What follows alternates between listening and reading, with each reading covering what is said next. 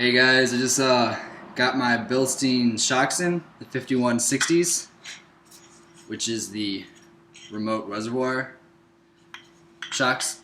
Thought I'd give a little comparison between the 5100s and the 5160s.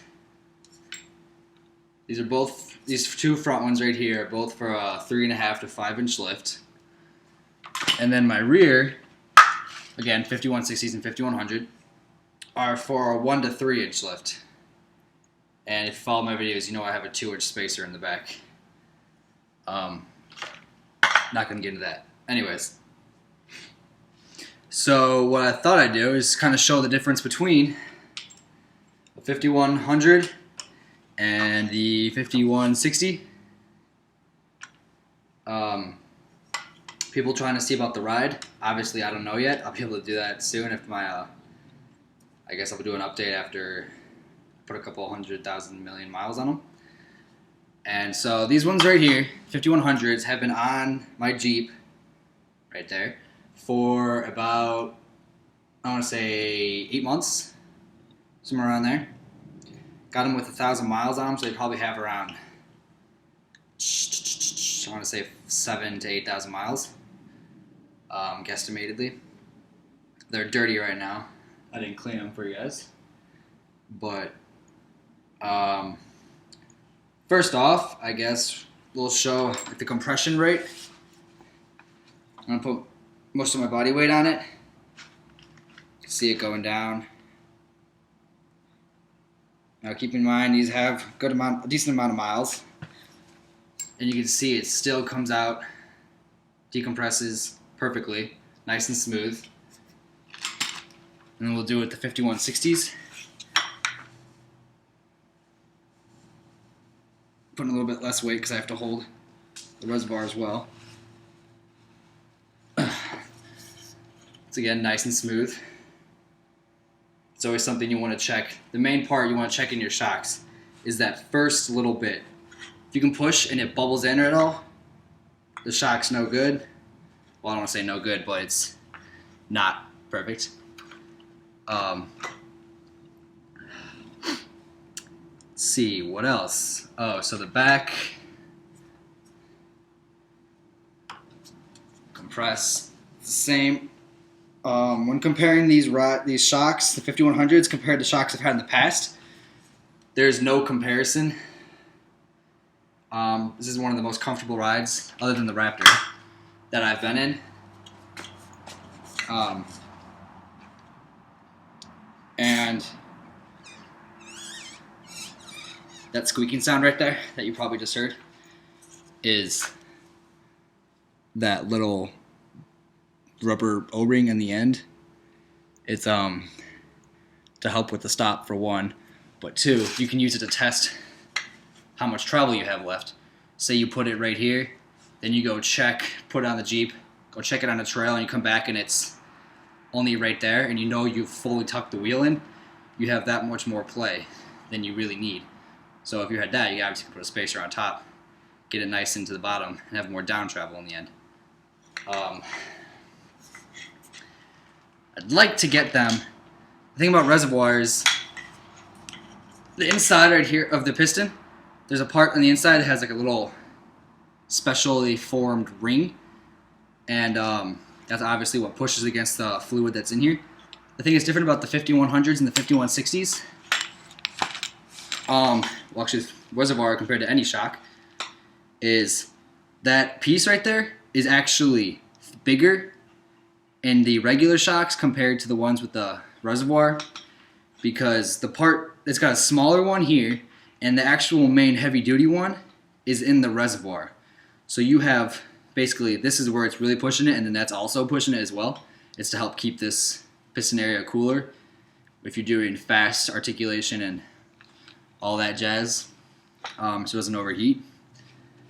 But because this one's smaller, I can actually get that tiny little bit of compression more and that tiny little bit of travel more, which, you know, doesn't seem like that much, but it's a plus when it comes to really dialing in your ride. So I'm going to post some pictures up after this of them installed and some pictures of them next to each other. So overall, by the look so far at least, very happy with them. I know I'm comparing old and dirty. Oh, here's another difference right here. Right now I have them, the bottom is down there, top's up here, obviously because the reservoir is right here. So you have the piston down there, whereas in the 5100s you have the piston up top, because here's the top mounts. It's different. Not any worse or better or anything like that, but just a difference. And then the rears are obviously the same because you have to have the reservoir at the top. But as you know, Bilstein's made in USA, or assembled in USA. If you're one of those American diehards, you're not going to get a company that has everything made in America. It just doesn't work that way. So, subscribe, like, is that what all the YouTube people say? And I'll have an update video of them when they get some miles on them. Guys, there's another part that I totally forgot to mention, that I didn't realize until after I finished recording. Anyways, so when you get the 5160s, they're shipped, obviously, in these boxes that are behind me. They're packed in, they're really tight, so there's no moving around. And for the fronts, you get the reservoir, or the whole actual shock, obviously, is contained by a strap to hold it from, you know, maxing out in the box and all that jazz. And then the actual reservoir is put into some bubble wrap, which I'll have fun after the install. And it comes with the directions wrapped around the reservoir. And then the fronts come with, you can see, actually I'll open it. Comes with a mount for your reservoir to the shock. You can see there's these two funky eye things that basically go like this, and they go between the shock housing and the reservoir, like so. And then you obviously put these rings to tighten them together. So that's what comes in the front. And then the rear came in the bigger boxes in the bottom. Weird about that. But again, it's the same thing. They have the mounts to put the reservoir to the actual shock with the rings. Really bad staying on track here. The fronts also come with, obviously, the upper mounting pieces, which basically, since this one's already on, it goes, get up close here for you. It goes a steel plate on closest to the bottom here, then it goes a rubber bushing, and then it goes a stock mount, like the actual mount you put on in the Jeep, then a rubber bushing, then the steel, and then the bolt. And the parts that you will need to install, well, the tools, I should say, it's a ratchet, an 18 millimeter socket. Doesn't have to be deep, I don't think. No, it doesn't, but no, it doesn't. But that's just what I use. A 17, again, doesn't have to be deep, but it helps. An extension, since on the rear you have to go up past some things, like the sway bar. So I put the deep socket with an extension, and it's easy to do the rears. An 18 wrench, you can use a ratchet wrench or whatever, but since you're using actual ratchet down there, it doesn't really need to. But this is for the lower shock mount, since it's 18 millimeters on both sides. And then 11/16 or a 17, but 11/16 fits a little bit better. Wrench, but a ratchet wrench actually works better since you have to get on the front upper shock mount is really close in there, unless you have a body lift. It's a little bit easier. But with the stock lift, stock body mounts, you have to get up really close, and there's about this much space between the actual plastic and the actual bolt you have to get into. So I like to put this onto the upper bolt.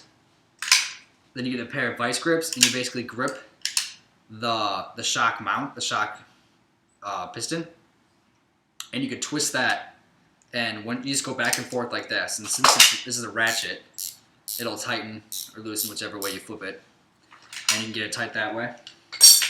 When it gets down to a certain tightness, you can fit a really small socket in there. And then a screwdriver, flathead, helps. Since once you get the bottom bolt for the mount off, the shock's usually in there pretty good. You just take a screwdriver and below and you kind of pry it out and it'll fall right out. So I hope this video helps. If you have any questions, feel free to ask. That's why I make these videos. All right.